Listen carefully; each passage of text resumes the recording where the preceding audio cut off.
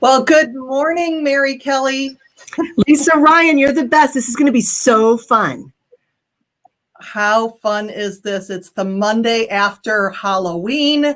We had 17 kids come to our house on Saturday night in a very socially distanced, here, go and pick your bag of candy type of way, and daylight savings time. So, you got that too. So welcome. I'm glad you're here. Hey, I'm so glad to talk to you about ways manufacturers can retain even better workers, especially right now. So many manufacturers don't understand that this can be such a great opportunity for them with unemployment a little bit higher than it was last year. That means there's a lot of people available to hire that those people weren't available last year. So this is a great hiring opportunity. Yeah. And also, making sure that you're focusing on the people that you have there too, so that they don't leave. So we kind of have this, you can get good talent, but you also have to, focus on the talent that you have too. Once you hire them, you got to keep them. And right, this is exactly. great.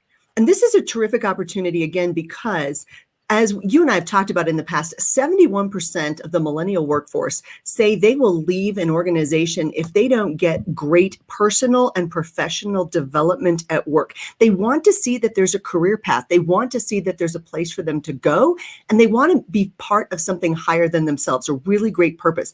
And American manufacturing is an incredible purpose right now. We have great jobs. They pay well. We get to see the products of the labor. It's just such an exciting time. Yeah, and I think about your background and what you're bringing to the Employee Retention Summit, because we're going to be talking about pivoting for profit, and the leadership aspect of it from an economist standpoint, which you are also amazing at. You kind of see both sides of that. So you see the leadership, but then you're also taking a look at the trends that are going on in manufacturing. So this isn't just made up. This is what Mary does, people, and she's really, really good at it.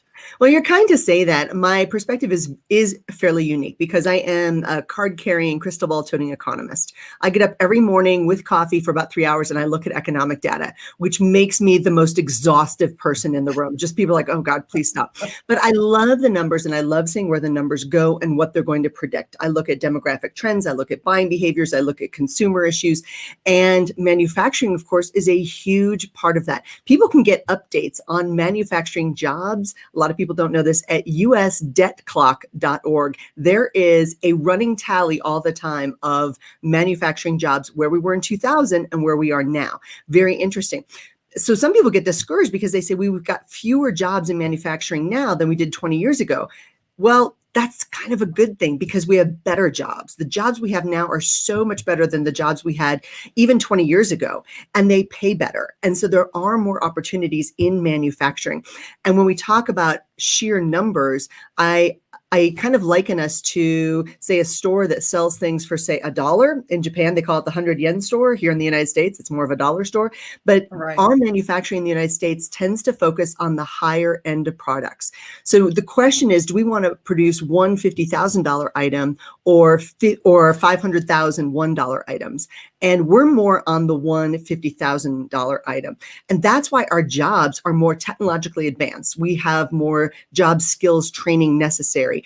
And this means we've got great opportunity, especially right now when everything is in this period of forced acceleration of change. We've got great opportunity to hire smart, develop the people we have, and really move the organizations forward by seeing the opportunities available right now for even better profits.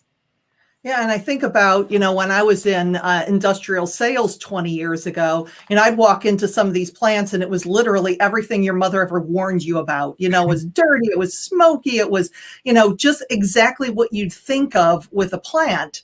And now I walk in there and it's like, frankly, a lot of them are cleaner than my kitchen, okay? Where you have the high tech and it's bright and it's shiny and you have these amazing jobs. So part of it is really changing the conversation because it's not your grandfather's factory from 20 years ago. I mean, the amount of tech and what we're bringing to industry these days is completely transformed, and there's a shortage of available workers that even want to take a look at it. So it's this whole manufacturing circle that we're talking about.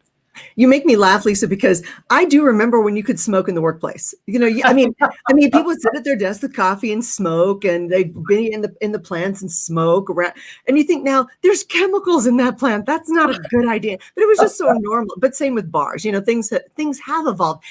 One of the things that you and I have talked about is if I could help my manufacturers do one thing, and part of that is, again, show especially the younger. So there's two different pools of people where I think manufacturers should target right now. First, it is the over 55 crowd, because many of those people maybe were in manufacturing 20, 30, 40 years ago. Maybe that was their first job, and then they got out of it for a while. But now they're looking to kind of get back into it, but maybe not in a super senior role. That is a talent pool that a year ago was the fastest growing talent pool in the United States, was the over 55 crowd. But the other part of it is, I know, isn't it so interesting? Because they left the workforce either to care for a sick family member, aging parents, family issues, maybe to take an interesting job overseas. And then they came back and the job had changed. And so they got out of the workforce for a little bit and then they came back into it. So interesting to me. The millennials are not as represented in the manufacturing workforce as they should be. So the one thing you and I have talked about, ways that if I were to strategize with some of my manufacturing clients, I would make a series of videos about what it's like to work here. And starting from the top down, hey, this is Mary and I'm the CEO of this company, but my job is just to help the people out there. So let's talk to them. And I would literally have like these roaming reporters walk around and say, hey, Lisa, what's your sales job look like today? And what are you doing? And who are you talking to? And I would get out on the plant floors and I would talk to people and I would show people how tech savvy the people on the lines have to be, and that what they make is exciting. We look at something, we say, well, we need to manufacture more, electronics. Well, wait a second. Somebody has to design those electronics. Somebody has to think of those concepts. Somebody has to figure this out. These are smart people, and they think creatively and they're clever. And we have to show what the jobs look like. So if I were to wave a magic wand for manufacturing, I would say, make a series of videos that really showcase what it is your people do on a day-to-day basis. And that to me is a great way to not only let your people know what they're doing is really important, and you highlight them in this great video series, but it also shows other people what your people do. And that will help with attracting talent as well.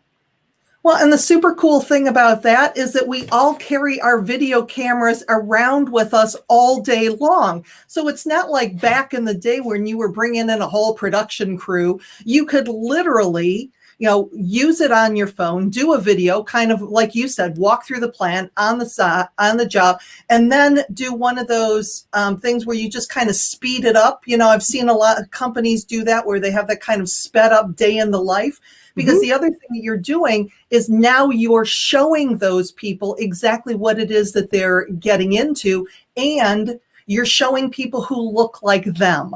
It's not going to going somewhere and buying some stock video of people that look nothing like the people you're trying to attract, and it's real. And your employees are going in there looking at social media, and they're trying to figure out if yours is a company that they're going to interview for, and are you making their first day good enough that they're not going to ghost you at lunch?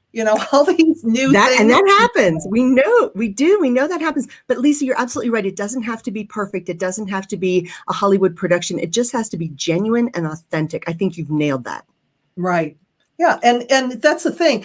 If we just look at it from the aspect of creativity, of how can we make our work experience, our employee experience a little bit different than the plant down the street.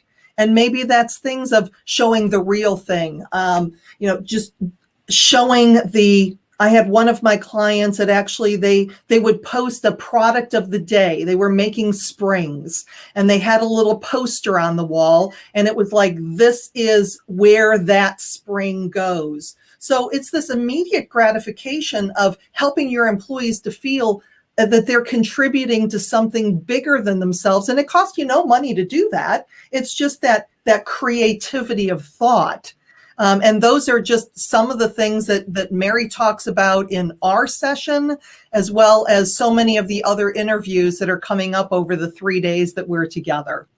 And I'm so excited about this summit. I think a lot of people neglect the manufacturing industry as a whole because there was this idea a few years ago that we weren't doing so much manufacturing anymore. And that absolutely could not be further from the truth. The United States still leads the world in manufacturing in what it is we do. And in terms of profitability and numbers, sheer volume, we are great at manufacturing and we need to keep it up. It's really important because, again, manufacturing now and in the future is high tech. It's highly innovative. It's an adaptable industry, and products are always needed all the time. Yeah.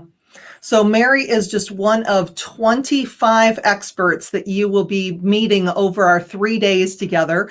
Her session is going to be next Monday. So actually exactly a week from right now, so Mary will be with us sharing her insight. Or are you at 9 o'clock or 10 o'clock?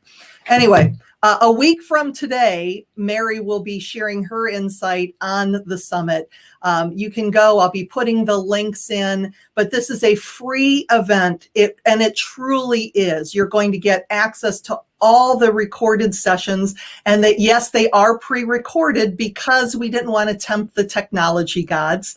For most of the sessions, you'll be able to meet the speakers in a live chat.